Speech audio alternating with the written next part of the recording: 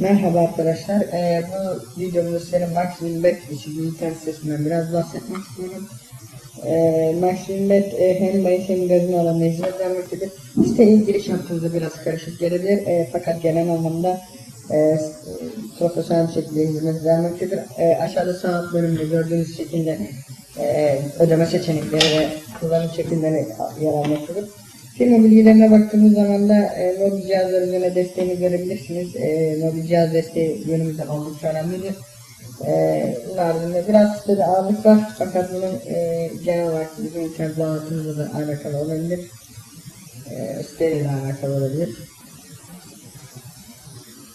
Evet, hakkımızda bölümde de bu şekilde bilgiler anlatılıyor. Yalnız dikkatini çeken size herhangi bir lisans numarası gözükmedi.